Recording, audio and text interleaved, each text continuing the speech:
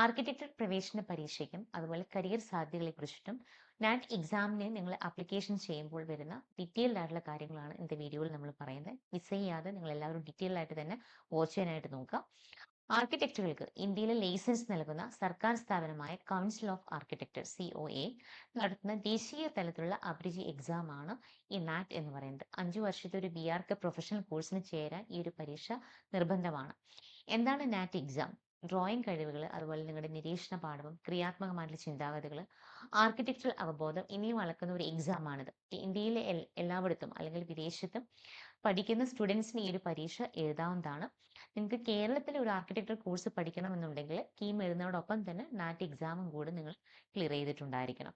നിങ്ങൾ എലിജിബിലിറ്റി എന്ന് പറയുകയാണെങ്കിൽ വിദ്യാഭ്യാസ യോഗ്യത +2 അല്ലെങ്കിൽ അതിന് തതുല്യമായിട്ടുള്ള ഒരു കോഴ്സ് നിങ്ങൾ പഠിച്ചിട്ടുണ്ടായിരിക്കണം.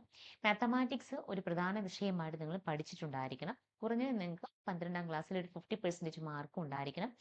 SC ST OBC വിഭാഗങ്ങൾക്കാണെങ്കിൽ ചില ഇളവുകൾ ഇതിനകത്ത് ഉണ്ടായിരിക്കും.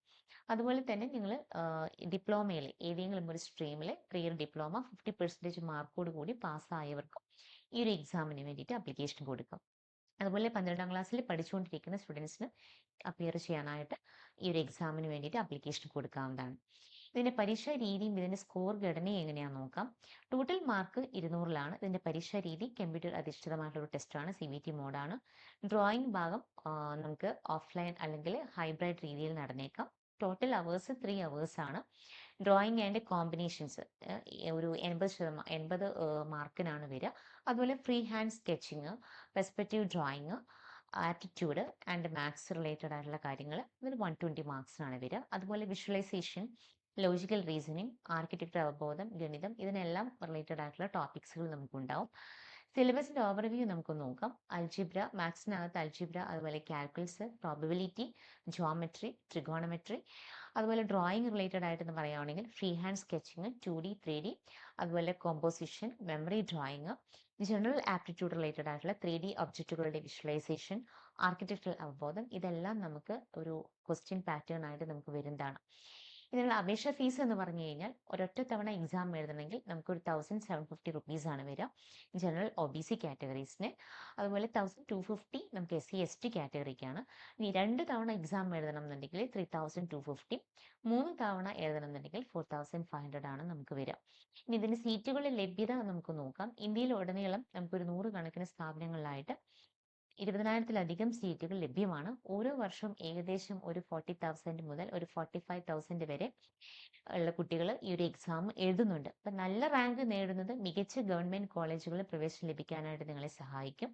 പ്രധാന കോളേജുകൾ, നാറ്റ് സ്കോർ സ്വീകരിക്കുന്ന പ്രധാന സ്ഥാപനങ്ങൾ CPT യൂണിവേഴ്സിറ്റി അഹമ്മദാബാദ്, അതുപോലെ Jamia Millia Islamia New Delhi, Chandigarh College of Architecture, ISRM Chennai, Manipal School of Architecture, ഇതെല്ലാം, അതുപോലെ തന്നെ Lovely Professional University LPU Punjab, ഇവിടെയെല്ലാം നമുക്ക് ഈ പറയുന്ന നാറ്റിന്റെ സ്കോർ വെച്ചിട്ടാണ് എടുക്കുന്നത്.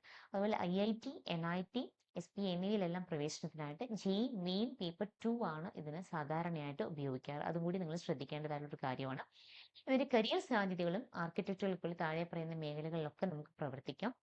അർബൻ പ്ലാനിങ്ങിൽ, അതുപോലെ ലാൻഡ്സ്കേപ്പ് ഡിസൈനിങ്ങിൽ, ഇന്റീരിയർ ഡിസൈനിങ്, അതുപോലെ പ്രോജക്ട് മാനേജ് ആൻഡ് കൺസ്ട്രക്ഷൻ ലെവലിൽ NTA എക്സാം തയ്യാറെടുപ്പിനുള്ള ടിപ്സുകൾ എന്തൊക്കെയാണെന്ന് നമുക്ക് നോക്കാം. ഡ്രോയിങ് നന്നായിട്ട് പ്രാക്ടീസ് ചെയ്യുക. ദിവസവും നിങ്ങൾ ഫ്രീ ഹാൻഡ് സ്കെച്ചിങ്ങും പെർസ്പെക്റ്റീവ് ഡ്രോയിങ്ങും പരിശീലിക്കുക.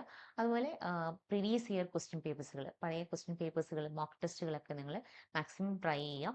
അതുപോലെ തന്നെ മാത്സിനകത്ത് അടിസ്ഥാന മാത്സ് റിലേറ്റഡ് ആയിട്ടുള്ള കാര്യങ്ങളെല്ലാം തന്നെ ഒന്നുകൂടി ഡീറ്റെയിൽഡ് ആയിട്ട് തന്നെ പഠിക്കുക. അതുപോലെ വിഷ്വലൈസേഷൻ, വസ്തുക്കളെ 3 വശങ്ങളിൽ നിന്നും സങ്കല്പിക്കാനുള്ള ഒരു കഴിവ് നിങ്ങൾ ഡെവലപ്പ് ചെയ്തുകൊണ്ടിരിക്കുക.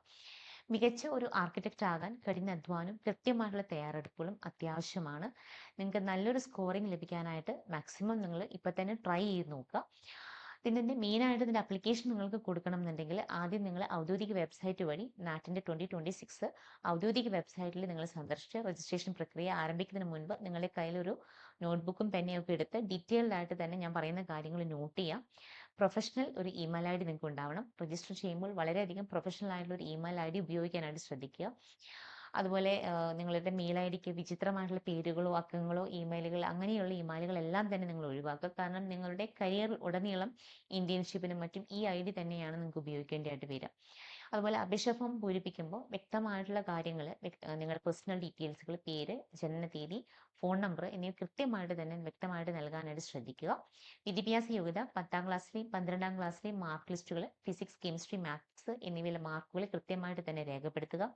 പരീക്ഷാ കേന്ദ്രം നിങ്ങൾക്ക് ഏറ്റവും അടുത്തുള്ള നഗരങ്ങൾ പരീക്ഷാ കേന്ദ്രങ്ങളായിട്ട് മുൻഗണനാ ക്രമത്തിൽ നിങ്ങൾ തിരഞ്ഞെടുക്കാനായിട്ട് ശ്രദ്ധിക്കുക.